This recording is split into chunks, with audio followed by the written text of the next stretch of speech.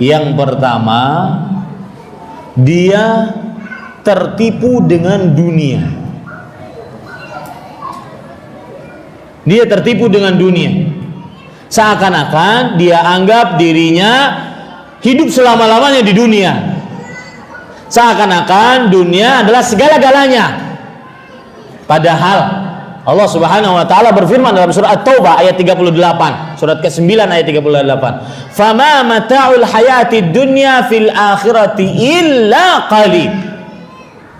Tidaklah kehidupan dunia dibandingkan kehidupan akhirat kecuali sedikit. Pak, kalau ada ucapan sebelumnya peniadaan, kemudian di akhirnya pengecualian, menunjukkan pengkhususan. Tidaklah kehidupan dunia dibandingkan akhirat kecuali, tidaklah kecuali sedikit. Artinya di dunia hanya terkenal sedikitnya, tidak terkenal kecuali sedikitnya. Sedikit. Semewah apapun orang. Di Banjarmasin, Pak, ada rumah tinggal tingkat 5. Itu sapunya berapa? Rumah kadang-kadang dari ujung kanan ke ujung kiri setengah kilometer. Rumah. Oh, bos-bos batu bara. Ya, rumah. Saya pernah diundang, kalau tidak salah, ke Brunei ataupun ke Malaysia atau ke Singapura. Kemudian panitia mengatakan, Ustaz, itu istana. Demi menghinakan dunia, saya katakan, oh ya, begitu saja. Oh ya.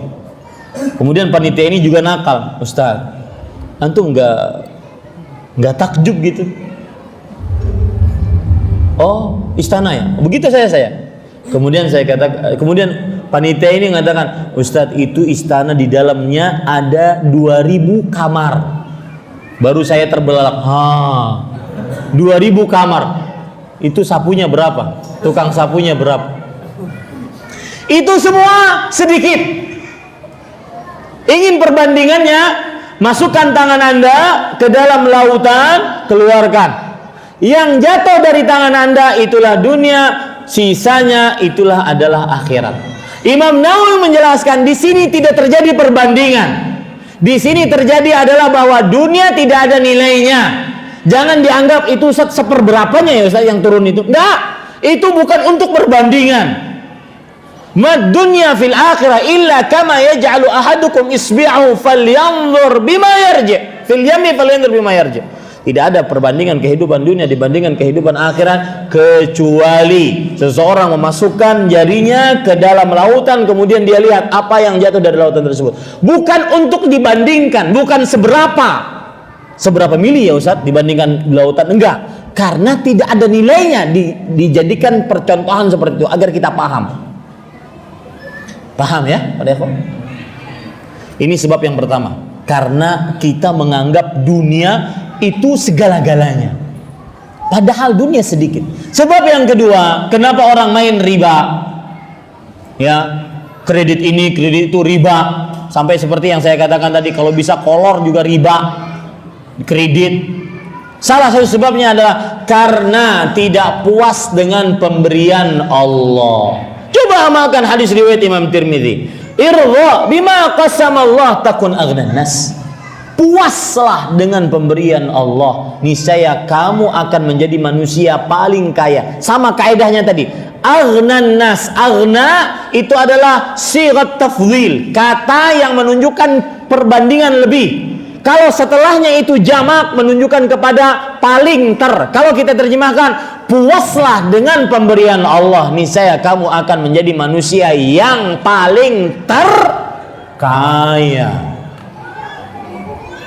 Ya, dan saya pesan tadi di Masjid Al-Ghuraba, saya tekankan kepada ibu-ibu juga bahwa ya bahwa seorang akan bisa puas dengan pemberian Allah Subhanahu wa taala kalau seandainya dia meyakini bahwa kaya atau harta dan rupa tidak bisa dijadikan standar prestasi kemuliaan di sisi Allah. Catat itu baik-baik. harta dan rupa tidak bisa dijadikan standar prestasi kemuliaan di sisi Allah. Catat itu baik-baik. Jadikan status di Facebook.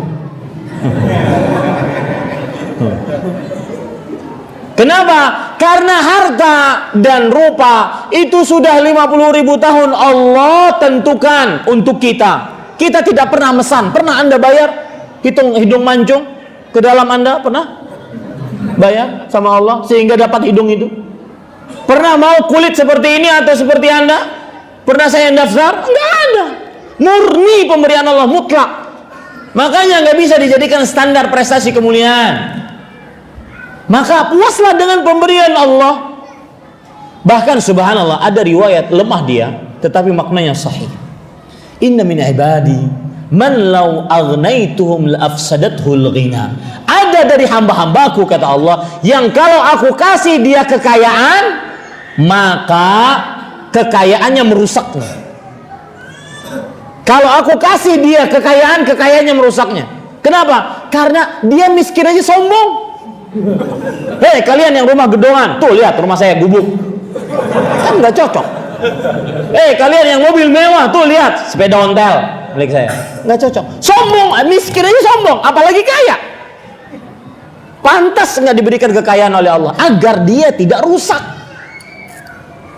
Jadi sebenarnya kita harus bersyukur kepada Allah Subhanahu wa taala. Yang ketiga, sebab orang makan harta riba atau bermain riba adalah karena para ikhwan yang dirahmati oleh Allah Subhanahu wa taala, karena dia